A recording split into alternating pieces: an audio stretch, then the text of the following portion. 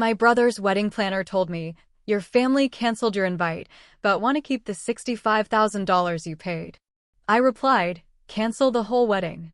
She stammered, but sir, you aren't the bride, no, but I own the venue, the catering business, and the hotel block they reserved for guests. You know how some stories start with a betrayal that hits you like a gut punch? Well, imagine pouring your heart, your entire professional reputation, and $65,000 into your own brother's dream wedding, only to find out you're not even invited. Yeah, that happened. And what I did next, well, it changed everything. My name's Natalie Warren, I'm 34 now, and I own Sapphire Luxury Hotels and Elite Catering. But before all that, before the fancy titles and the empire, there was just James and me. My brother, 2 years older, my rock through our parents' messy divorce. We built our lives together, brick by emotional brick, and our bond was, well, it was everything. So when he got engaged, I was genuinely thrilled. And without a second thought, I happily put down $65,000 as a deposit for his dream wedding at my finest venue. It was a gift from a loving sister. Then, last week, his wedding planner called, and with one sentence, she shattered my heart. James and I grew up in a modest neighborhood in Boston. He was always the protective big brother, holding my hand at crosswalks, chasing away bullies.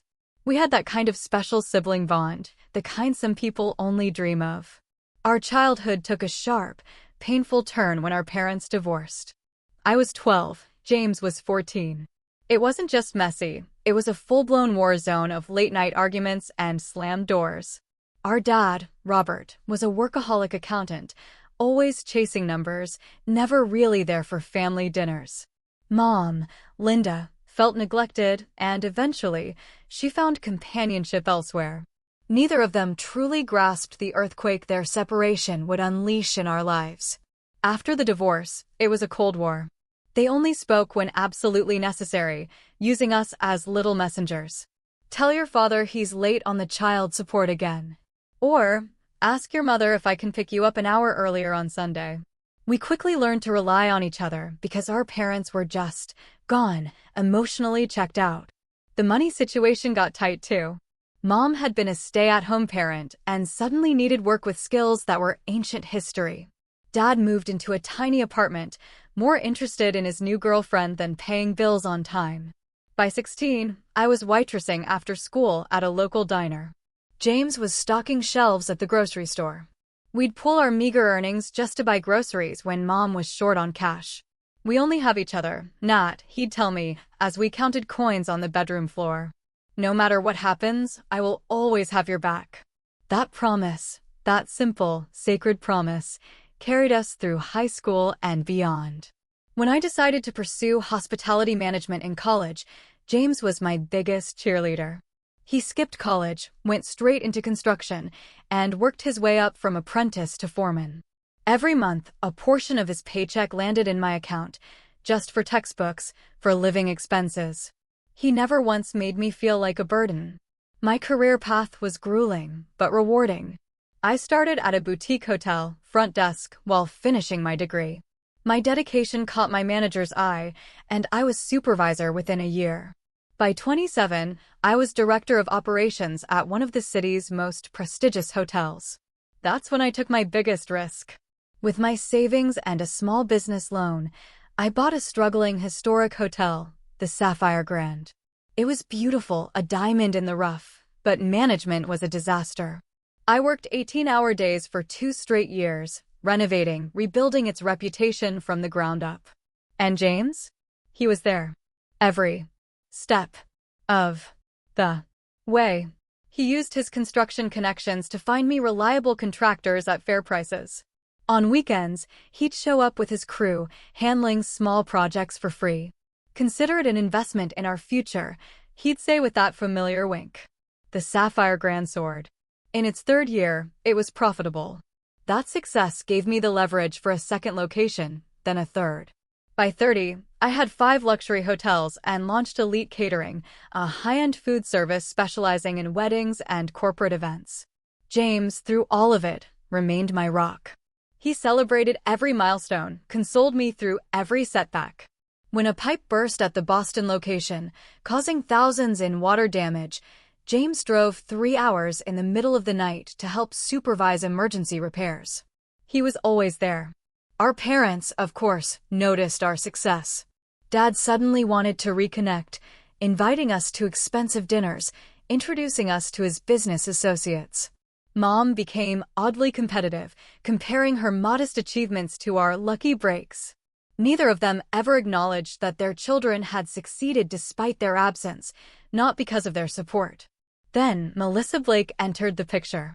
James met her at a charity golf tournament where my catering company was serving lunch. She was beautiful, polished, and oozed old money. Her father owned a chain of car dealerships. Her mother sat on the board of several prestigious cultural foundations. But from the moment I met her, something felt off. She spoke to my catering staff with a dismissive tone that made my skin crawl. When James introduced us, her smile didn't reach her eyes. "Oh, you're the little sister who works in hotels." "How quaint," she said, looking around as if searching for someone more important to talk to. I tried to brush it off, but a tiny warning bell went off in my head. James, though? He was completely smitten. Within weeks, she consumed all his free time. She introduced him to her country club friends, took him to exclusive restaurants where the wait staff treated him like an outsider. Slowly, subtly, I noticed changes in my brother. He started using phrases like, "the right people," and "our kind of establishment." He traded his reliable pickup truck for a luxury SUV he could barely afford. Our weekly sibling dinners became monthly, then rare occurrences. When we did get together, Melissa usually accompanied him, checking her watch, sighing loudly when our conversations drifted to childhood memories or inside jokes she couldn't participate in. It was like she resented our shared past. Melissa and her mother, Eleanor, made no secret of their disdain for me. At James's birthday dinner, Eleanor asked pointed questions about my little hotel business and seemed disappointed when I explained the scale of my operations. "Well, I suppose anyone can succeed in America these days," she said with a tight, brittle smile. "Though there is a difference between new money and established families." Melissa nodded in agreement. "It must be exhausting working in service. All those complaints and dirty rooms." She shuddered delicately. "I could never." I tried to explain that as the owner, I rarely cleaned rooms myself anymore, but James actually interrupted me. "Natalie has always been a hard worker," he said, as if apologizing for my character trait. "She'll probably sell the business once she settles down and starts a family." The comment stung. James knew how passionate I was about my career.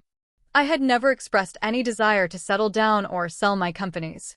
In that moment, I realized how far he had drifted from the brother who once knew me better than anyone. It was like looking at a stranger wearing my brother's face. Despite the growing distance, I still loved James fiercely. I told myself it was just a phase, that he was just trying to fit into Melissa's world. Surely, the brother who had held my hand at crosswalks was still in there somewhere. Then, on a crisp autumn evening, James called me, pure excitement bubbling in his voice. She said yes, Nat. Melissa agreed to marry me. His happiness was contagious, and I found myself genuinely thrilled for him, despite my reservations about his fiancée. "That's wonderful news, James. Tell me everything. How did you propose?" I curled up on my sofa, ready to hear the romantic details. James launched into the story, an elaborate proposal at the Blake family summer home in the Hamptons. A private chef, a string quartet, thousands of rose petals scattered across the beach. The ring was a 4-carat diamond that had cost him nearly 6 months of savings. "It sounds perfect," I said, ignoring the knot in my stomach. The extravagance seemed so unlike the practical, down-to-earth brother I had grown up with. "Have you set a date yet?" "Melissa wants a June wedding. Her mother says the best venues book up a year in advance, so we need to start planning immediately." He paused. "There's just one problem. The places Eleanor suggested are either already booked or way beyond our budget." I could hear the stress in his voice. James made a good living as a construction manager, but the Blakes lived in a different financial stratosphere. I knew he was worried about measuring up. "What about the Sapphire Grand?" I suggested. The ballroom can hold 300 guests, and the gardens would be beautiful for a June ceremony. Silence on the other end. I don't know. Nat Melissa has her heart set on the Rosewood or the Peninsula. The Sapphire Grand was just rated above both in Luxury Travel magazine, I pointed out. And as the owner's brother, you'd get preferential booking and significant discounts. After more hesitation, James promised to discuss it with Melissa. 3 days later, he called back. Melissa will consider the Sapphire Grand, but she wants to see it first, and she's concerned about the catering. Her mother knows several celebrity chefs. Tell her Elite Catering can create any menu she desires, I said, trying to keep the irritation from my voice. We have 2 Michelin-trained chefs on staff. The tour of the Sapphire Grand was tense. Melissa and Eleanor walked through the grand ballroom with critical eyes, whispering to each other, taking notes. My hotel manager, Anthony, presented our most luxurious wedding package while I showed them the bridal suite with its panoramic city views. The space is adequate, Eleanor conceded reluctantly. But the color scheme is all wrong for Melissa's vision. Would you be willing to reupholster the ballroom chairs and replace the draperies? I blinked in surprise. We could certainly add chair covers and decorative elements to match your color palette, I offered. Complete reupholstery of 200 chairs would be quite costly and unnecessary. Melissa pursed her lips. Mother, perhaps we should continue looking at the Rosewood. James shot me a pleading look. I recognized that expression from our childhood, the one that meant he needed me to compromise to keep the peace. With a deep breath, I forced a smile at my future sister-in-law. Why don't you show me your Pinterest board? I'm sure we can find creative solutions to transform the space into exactly what you're envisioning. That concession opened the floodgates. Over the next hour, Melissa detailed her dream wedding, which seemed lifted straight from a royal ceremony. Imported flowers, custom lighting installations, a champagne fountain, a 10-tier cake. When Anthony discreetly provided a preliminary estimate, James went pale. Even with my owner's discount, the wedding would cost well over $100,000. That was when I made a decision that would change everything. As my gift to you both, I said, my voice betraying none of the swirling emotions within me, I'd like to cover the venue and catering deposit. $65,000 toward your special day. James's eyes widened. Nat, that's too generous. We can't accept that. But Melissa and Eleanor exchanged quick, triumphant glances. That would be lovely, Melissa said quickly. We accept your generous offer. Even for a successful business owner like myself, $65,000 was a significant amount. It represented the profit from several months of operations. But I told myself it was worth it to support my brother and perhaps, just perhaps, build a bridge with my new extended family. The planning process began immediately. Melissa hired Victoria Hayes, one of the city's most exclusive wedding planners, to coordinate the details. I expected to be included in the major decisions, given my financial contribution and ownership of the venue, but I quickly discovered I was mistaken. Melissa scheduled tastings with my catering team without inviting me. Victoria sent emails about architectural changes to the ballroom without copying me on the correspondence. When I asked James about being excluded, he seemed uncomfortable. Melissa just wants to make sure everything is perfect, he explained. She feels there might be a conflict of interest if you're too involved, since it's your business. I swallowed my hurt feelings and tried to respect their process. However, the situation became increasingly difficult as Melissa and Eleanor made demanding and often unreasonable requests. They insisted that my staff remove a historic chandelier from the ballroom because it didn't match Melissa's color scheme. They demanded that the kitchen create 15 different sample menus before making a selection. They scheduled appointments with my already overworked venue coordinator at odd hours, often canceling at the last minute. Through it all, I maintained my professionalism. I wanted this wedding to be perfect for James, even if it meant tolerating Melissa's bridezilla behavior. My staff, loyal to me, did their best to accommodate the endless demands, though I could see the strain in their faces. You're a saint, Anthony told me after a particularly difficult meeting with Eleanor. If she weren't your future family, I would have shown her the door weeks ago. The $65,000 deposit was officially processed 6 months before the wedding date. I signed the paperwork myself, specifying that it covered the venue rental, basic catering package, and hotel rooms for the wedding party. Additional costs for upgrades, special requests, and guest accommodations would be billed separately. As the wedding date approached, I expected to receive my formal invitation. When the 3-month mark passed with no envelope in my mailbox, I casually mentioned it to James during one of our increasingly rare phone conversations. "Oh, the invitations went out last week," he said vaguely. "Melissa handled the guest list. I'm sure yours is on the way." Another month passed. Still no invitation. I told myself there must have been a mix-up with the mail, or that perhaps they assumed I didn't need a formal invitation since I was so closely involved with the venue. Still, a sense of unease began to grow in the pit of my stomach. The first truly alarming sign came when my cousin Dana called. "The invitation is gorgeous," she gushed. That gold foil embossing must have cost a fortune, and the handwritten note from Melissa was such a nice touch. My heart sank. I had received neither an invitation nor a handwritten note. When I checked with other family members, I discovered they had all received their invitations weeks ago. That evening, I called James directly. "Is there something I should know about the wedding?" I asked, trying to keep my voice steady.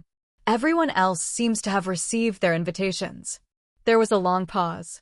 "Melissa has been handling the guest list," he said finally. "I'll check with her and get back to you." 3 days later, I still hadn't heard from him. I decided to take a more direct approach and texted him. "Need to finalize my attendance details for your wedding. Should I bring a +1? What color dress would coordinate with the wedding party?" His response was vague and evasive, still working out some details. "We'll let you know soon." Around the same time, I noticed other concerning patterns. The bridal shower had apparently happened the previous weekend, but I hadn't been invited. Photos appeared on social media showing James, Melissa, and both families at what looked like an engagement photo shoot in the botanical gardens. Again, I hadn't been included or even informed. During a routine check-in with my hotel staff about the wedding arrangements, I learned that Melissa had requested a meeting to review the seating chart for the reception. Curious, I asked to see a copy. My name was nowhere to be found. "There must be a mistake," I told my events coordinator. "I'm the groom's sister." She looked uncomfortable. Miss Blake was very specific about the seating arrangements. She personally reviewed each name multiple times. The situation came to a head when our parents organized a family dinner 1 month before the wedding. It was the first time in years that both my mother and father would be in the same room, a testament to the significance of James's marriage. The dinner was held at an upscale restaurant downtown, with James, Melissa, both sets of parents, and me in attendance. From the moment we sat down, the tension was palpable. Melissa kept whispering to her mother and shooting glances in my direction. When the conversation turned to wedding details, they spoke in vague terms, changing the subject whenever I asked specific questions. During the main course, Eleanor made a comment that sent a chill down my spine.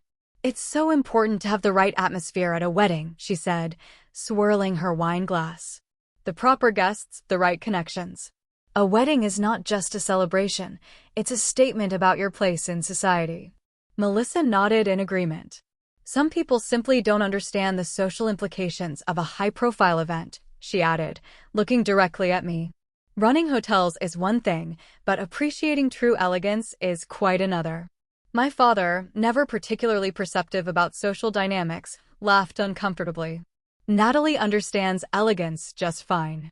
Her hotels are top-rated in the luxury category." Eleanor's smile didn't reach her eyes. "Yes, but there's a difference between serving the elite and being one of them, is there not?" The implication was clear. In their eyes, I was the help, not a social equal. I looked at James, expecting him to defend me, but he was studying his plate intently, avoiding eye contact. My mother, perhaps sensing my distress, attempted to change the subject. "Natalie has been so generous with her contribution to the wedding. The venue looks absolutely stunning." Melissa's response was swift and cutting.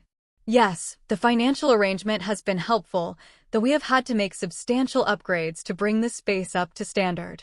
I felt as if I had been slapped.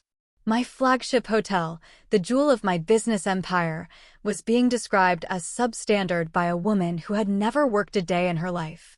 The Sapphire Grand is a 5-star establishment, I said evenly. We host diplomats, celebrities, and yes, society weddings on a regular basis. Of course you do, dear. Eleanor patted my hand condescendingly. And we appreciate your establishment's effort to accommodate our vision. After dinner, I tried to speak with James privately, but Melissa intercepted us.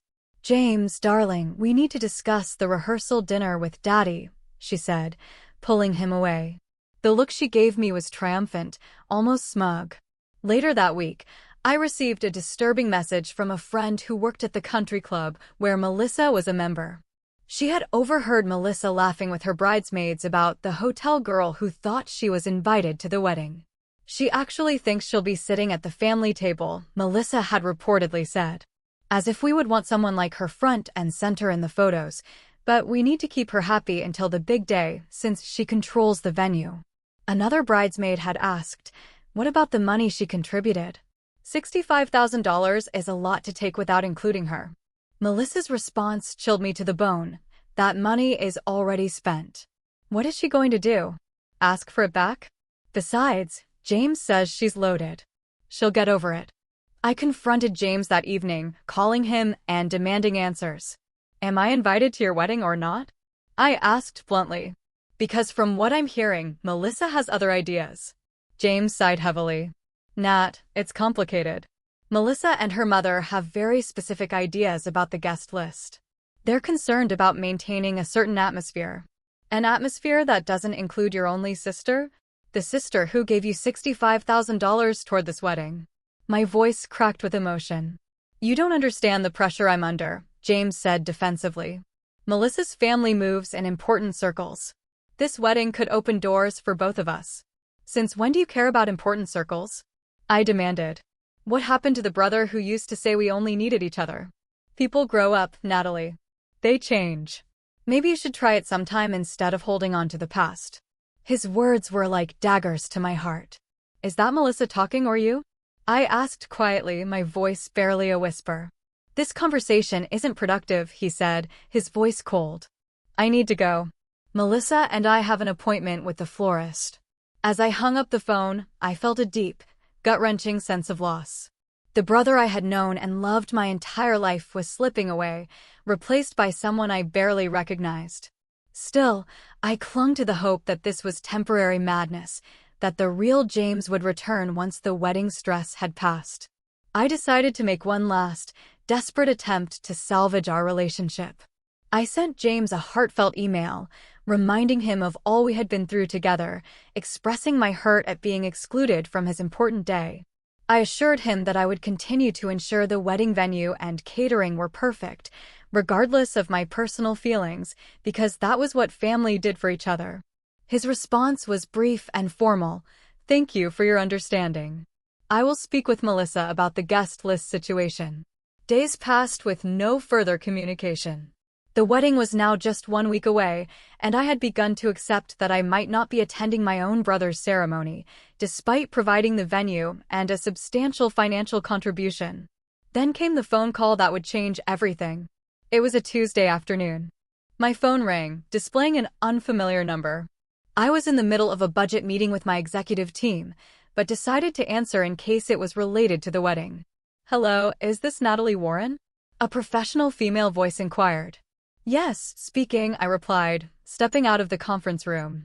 This is Victoria Hayes, the wedding planner for the Warren Blake ceremony scheduled at the Sapphire Grand next Saturday. Her tone was crisp and businesslike. I'm calling regarding your deposit payment of $65,000. My heart skipped a beat. Yes, is there an issue with the payment? I had processed it myself months ago, but perhaps there was some administrative problem. Not exactly, Victoria hesitated. I've been instructed by the family to inform you that your invitation to the wedding has been canceled. However, they would like to retain the deposit you provided. The world seemed to stop. I gripped the hallway wall for support. Excuse me. Victoria cleared her throat uncomfortably. The family has decided to revise the guest list. Your attendance is no longer required. However, they wish to keep the venue and catering arrangements as planned, utilizing the deposit you already paid. Asterisk which asterisk family? I asked, my voice barely above a whisper. Who exactly made this decision? Miss Blake and her mother provided the instruction, Victoria replied. I was told that Mr. Warren is aware and has agreed to the arrangement. James had agreed to uninvite me from his wedding, but keep my $65,000. My own brother. The same brother who once gave me half his sandwich every day at school because he knew I was too shy to ask for more food. The brother who held my hand at our grandmother's funeral and promised we would always have each other. May I ask why? I managed, fighting to keep my voice steady. Victoria paused again, clearly uncomfortable. I was informed that your presence might distract from the event's intended atmosphere. Miss Blake felt that the family dynamics might create tension on her special day. Family dynamics? I repeated incredulously. I am his sister, his only sibling. Miss Blake also mentioned something about your professional connection to the venue, potentially confusing guests about your role. Victoria sounded like she was reading from a script. She specifically mentioned concerns about you being perceived as staff rather than family, given your ownership of the establishment. The sheer cruelty of that statement knocked the wind out of me. After years of hard work building my business from nothing, my success was being used against me. I was too associated with service industry work to be worthy of attending my brother's wedding. Did James say this? I asked, needing to know if these were his words or Melissa's. I have not spoken directly with Mr. Warren about this matter, Victoria admitted. The instruction came from Ms. Blake, but she assured me that Mr. Warren was in agreement. I closed my eyes, trying to process the raw betrayal and the $65,000 they just tried to steal. They expect to keep that money while excluding me from the event? Yes, Victoria confirmed, sounding increasingly uncomfortable. The deposit is considered non-refundable at this point, as stated in the contract. Miss Blake mentioned that you had presented it as a gift, not contingent on your attendance.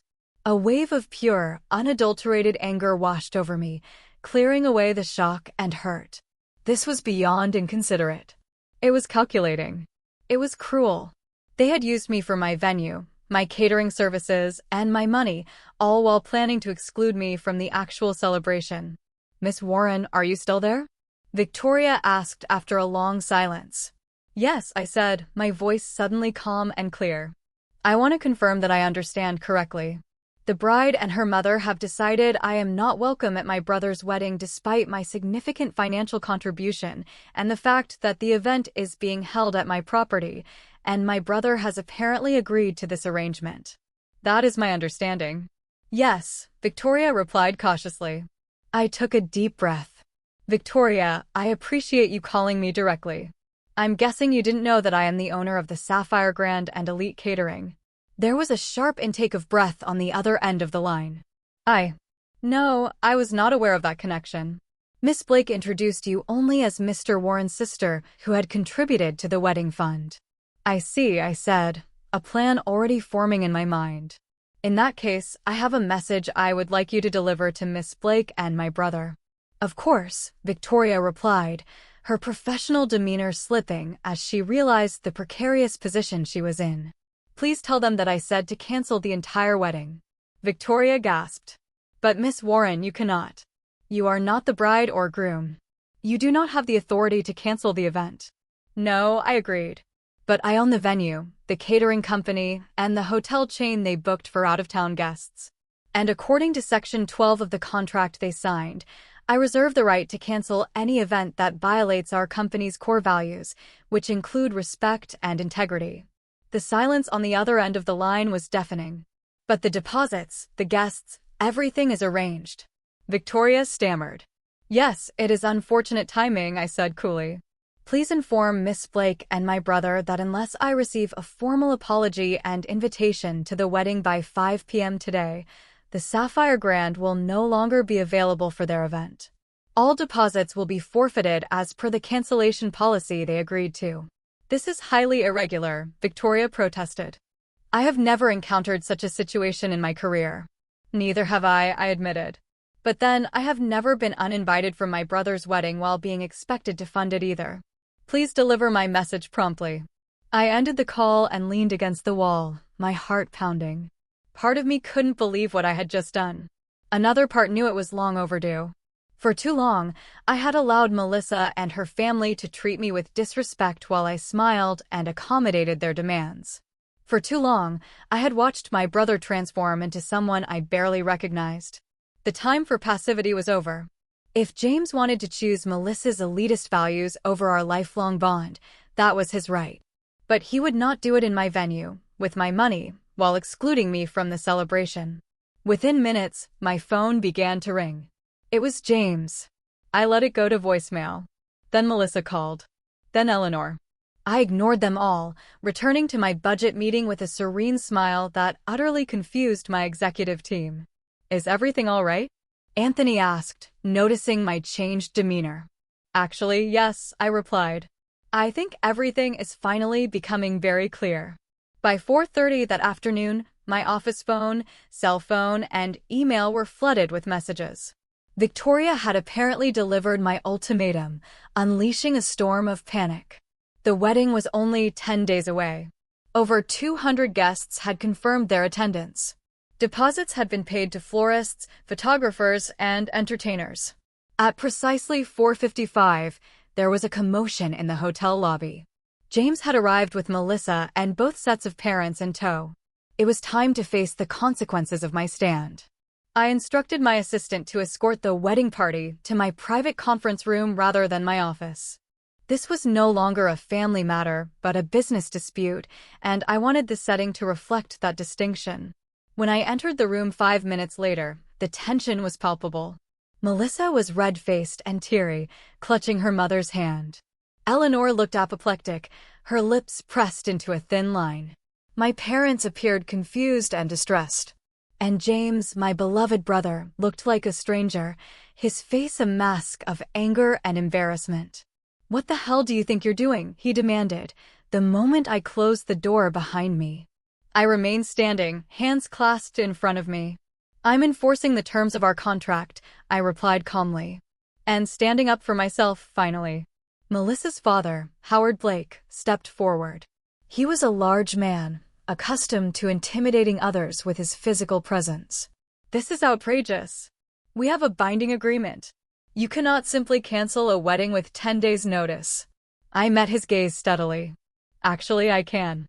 Section 12 of the venue contract clearly states that the Sapphire Grand reserves the right to cancel any event that violates our ethical standards or poses a reputational risk to our establishment." "Ethical standards?" Eleanor scoffed. "What nonsense is this?" "Attempting to exclude the venue owner from an event while retaining her financial contribution constitutes fraud," I stated. "That violates both ethical standards and potentially the law." "We did not exclude you," Melissa protested, tears streaming down her face. "You simply revised the guest list, by removing only me," I pointed out. After accepting my $65,000 contribution, my mother stepped forward, clearly confused. "Natalie, what is going on? Why would you not be invited to your own brother's wedding?" I looked at James, giving him the opportunity to explain. He avoided my gaze, staring at the carpet. Perhaps James or Melissa would like to explain their reasoning? I suggested after the silence stretched uncomfortably. "This is a misunderstanding," James finally said, his voice lacking conviction. "Victoria must have confused the instructions." Victoria Hayes, who had been quietly observing from the corner of the room, straightened her spine. "I followed Miss Blake's instructions exactly as they were given to me. I was told to inform Miss Warren that her invitation had been rescinded, but that the deposit would be retained." Eleanor waved her hand dismissively. "This is ridiculous." "So, there was a miscommunication about the guest list. It happens with large events.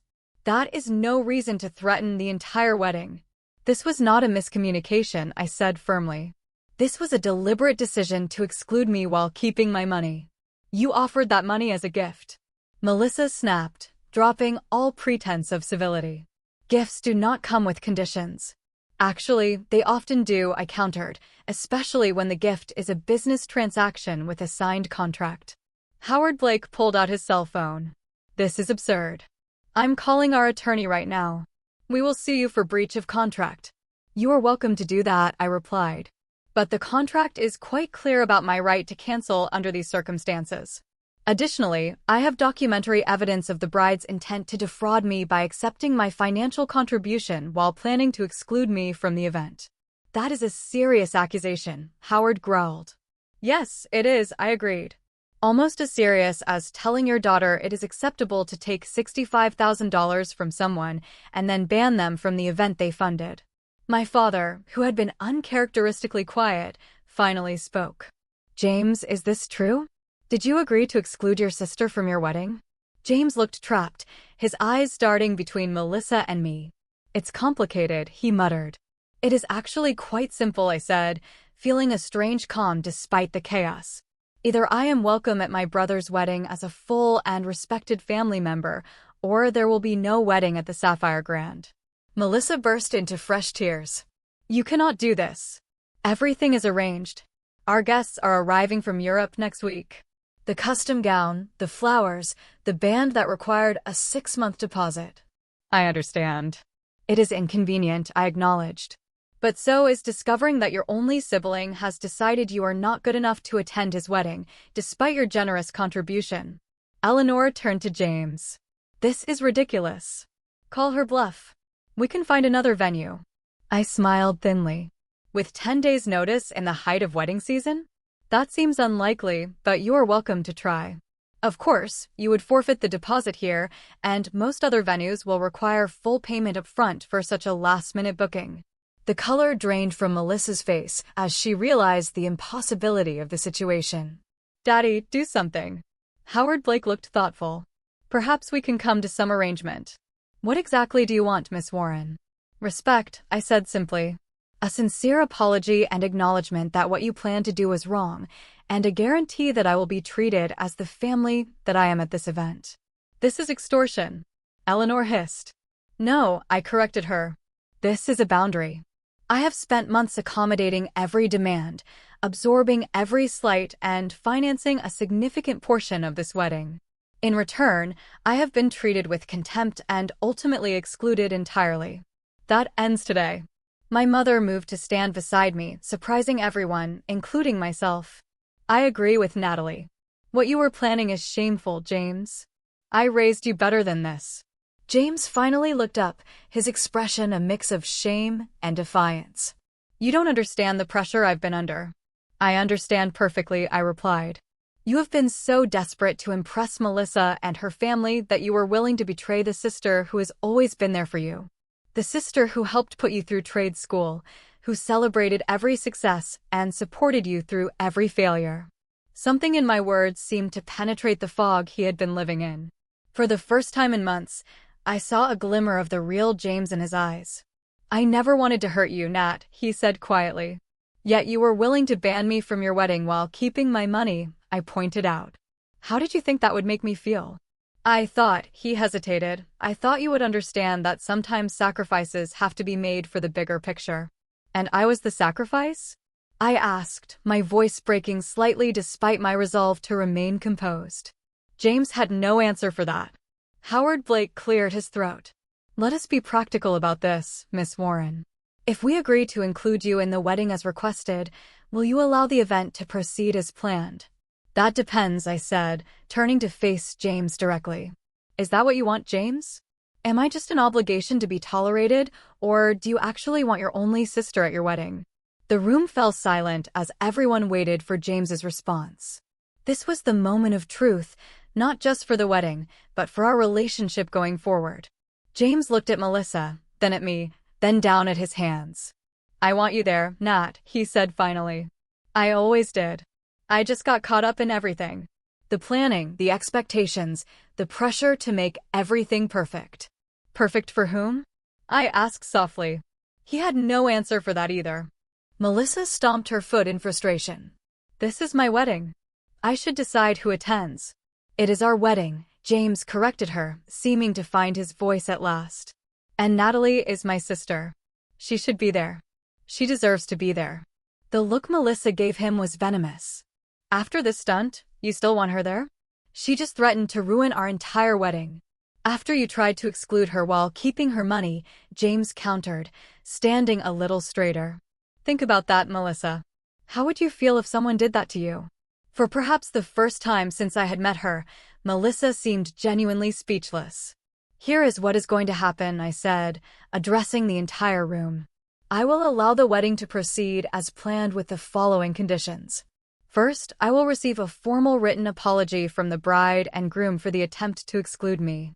Second, I will be treated with the respect due to a family member and business owner throughout all wedding events.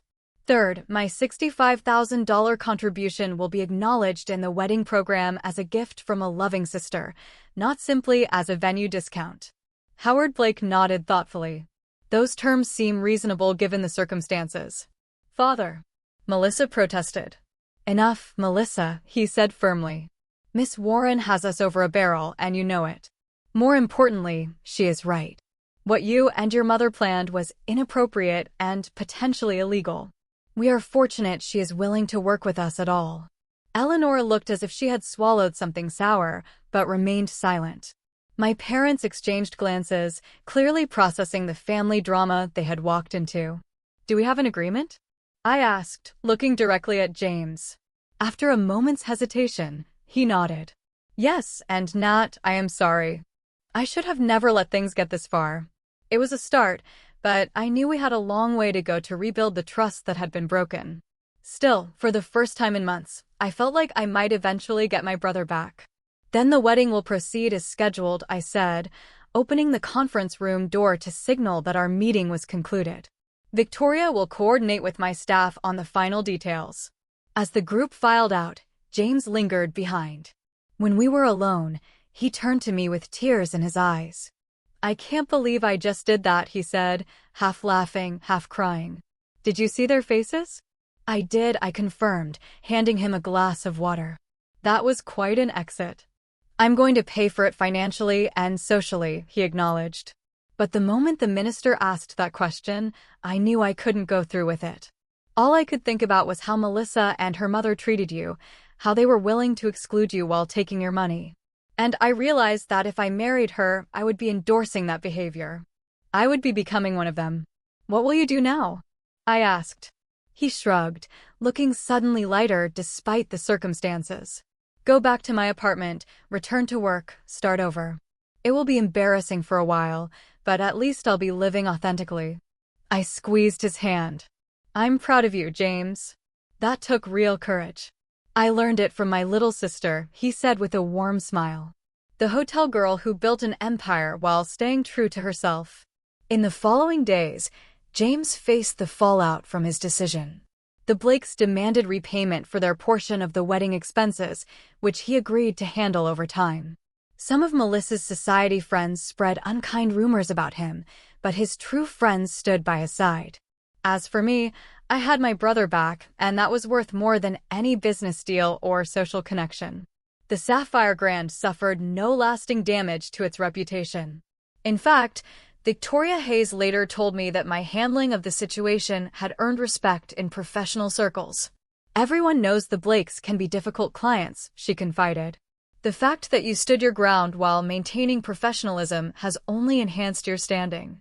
1 month after the non-wedding, James and I resumed our tradition of Sunday brunches, something we hadn't done since Melissa entered the picture. As we shared pancakes and coffee, he looked more like himself than he had in years. I got a call from Eleanor Blake yesterday, he mentioned casually. She wanted to let me know that Melissa is dating a hedge fund manager now. Apparently, they met at a charity gala 2 weeks after our wedding was supposed to happen. That was fast, I remarked. James laughed. I'm not surprised. I think I was always more of an accessory than a partner to her.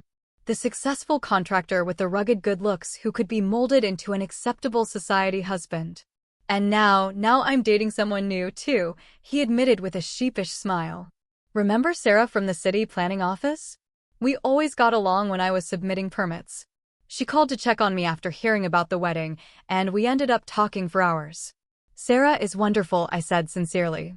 Smart, kind, and she values you for who you actually are. That makes all the difference. James agreed. She wants to meet you properly. By the way, I told her all about my amazing sister who saved me from making the biggest mistake of my life. I'd love that, I said, feeling a warmth that had nothing to do with the summer sunshine streaming through the window. The wounds caused by Melissa and her family would take time to fully heal. But James and I were rebuilding our bond, stronger and wiser than before. Sometimes it takes nearly losing someone to realize how valuable they truly are. 6 months after the wedding that never was, I sat in my office at the Sapphire Grand, reviewing the quarterly financial reports. The hotel chain was thriving, with bookings at an all-time high and a waiting list for elite catering that stretched into the next year. A knock at the door interrupted my concentration. It was Anthony, my hotel manager, with a strange expression on his face. "Melissa Blake is in the lobby," he announced. "She's asking to speak with you."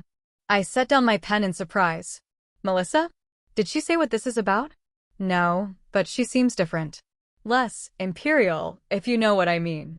Curiosity got the better of me. "Send her up."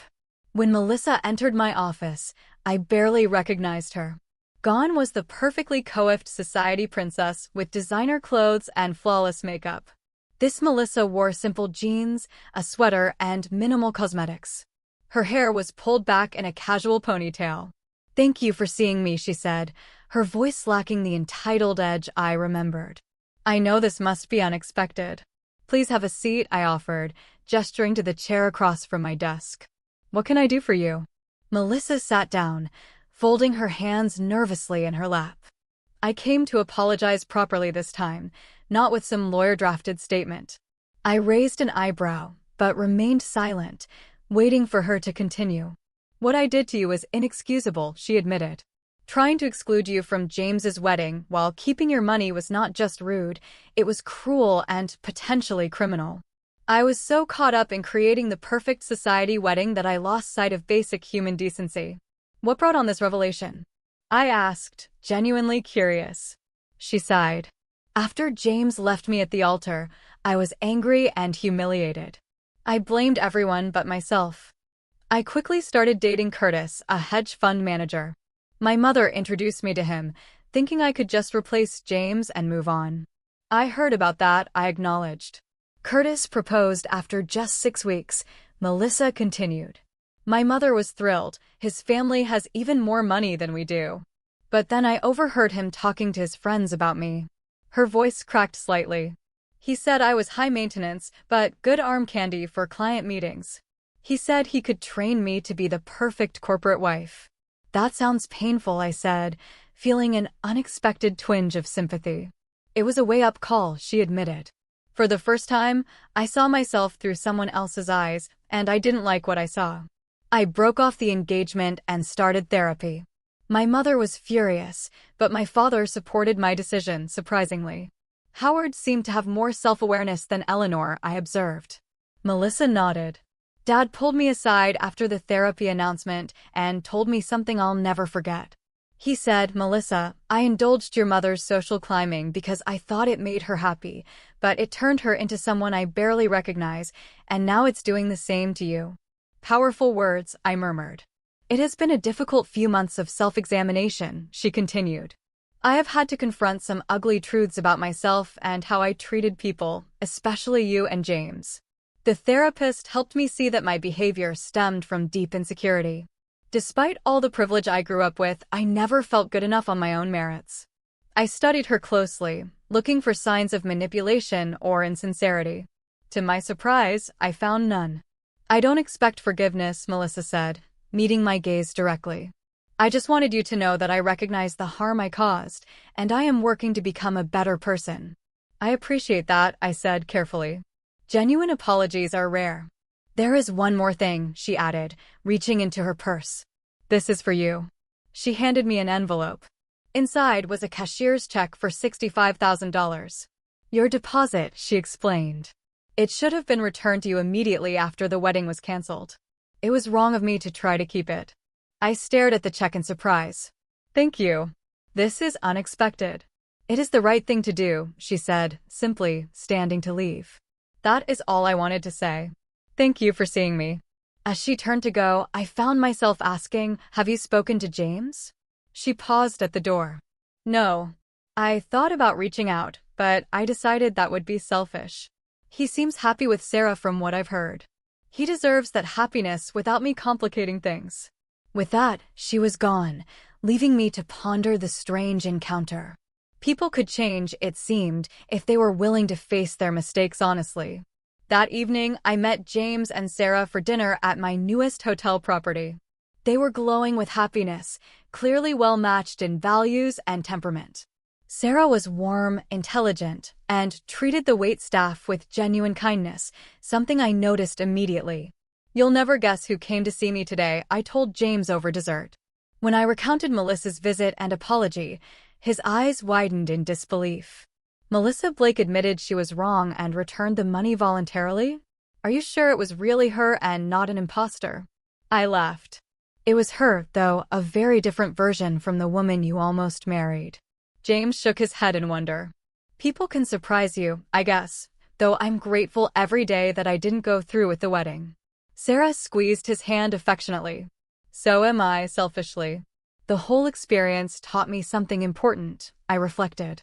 For years, I defined success by my business achievements. I worked endless hours building the Sapphire brand, sometimes at the expense of personal relationships. I took pride in being self-sufficient, never needing to ask for help. "You've always been the strong one," James agreed. "But strength isn't about handling everything alone," I continued. "Real strength is knowing when to stand up for yourself, when to set boundaries, and when to walk away from situations that diminish your worth. If I hadn't found the courage to confront you and Melissa about the wedding exclusion, I might still be letting people take advantage of my generosity while treating me as less than." "I'm sorry I put you in that position," James said quietly. "We both learned from it," I assured him. "And our relationship is stronger for having weathered that storm." In the months that followed, I made changes in both my personal and professional life. I began volunteering with a mentorship program for young women entrepreneurs, sharing not just business advice, but lessons about self-worth and healthy boundaries. My experiences with Melissa and her family had shown me how many people, especially women, struggle with standing up for themselves in both personal and professional contexts. I also reconnected with old friends I had neglected during my workaholic years, finding joy in relationships that had nothing to do with business advantage. James and I instituted a strict no-work talk policy for our Sunday brunches, focusing instead on our lives, dreams, and the simple pleasure of sibling companionship. Perhaps most surprisingly, I developed a cordial relationship with Howard Blake. After Melissa's apology, he reached out to discuss a potential business collaboration.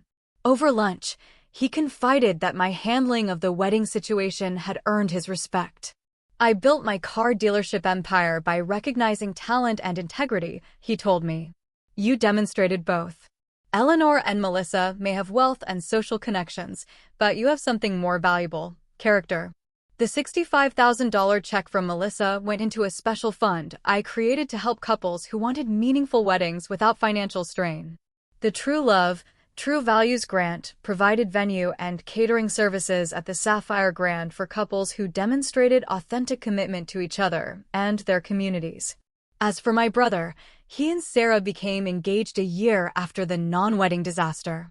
They planned a simple ceremony in the garden of my newest hotel property with only close friends and family in attendance. When James asked me to be his best woman, I accepted with tears of joy. On the morning of his wedding, as I helped him straighten his tie, James looked at me with gratitude in his eyes. "You saved me from making the biggest mistake of my life," he said. "Not just by stopping the wedding with Melissa, but by reminding me of who I really am and what actually matters."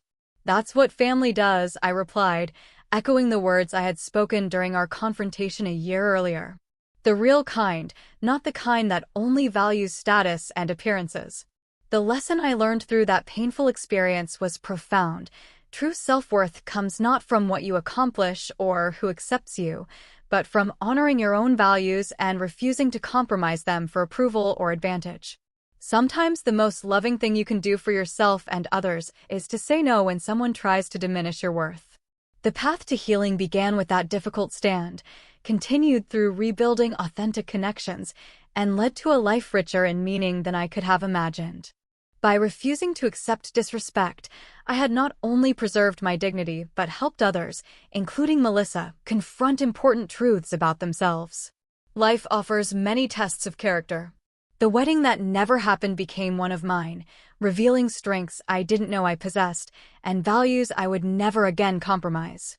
In standing up for myself, I discovered that self-respect is the foundation upon which all meaningful relationships must be built. You cannot control how others treat you, but you always have the power to decide what treatment you will accept. Sometimes, saying no is the first step towards saying yes to the life you truly deserve. So, tell me, have you ever had to stand up for yourself when someone tried to take advantage of your generosity? Share your story in the comments below. And if this resonated with you, please hit that like button, subscribe to hear more life lessons, and share this with someone who might need this reminder of their own worth. Thank you for listening to my story, and remember, your value is not determined by those who fail to see it.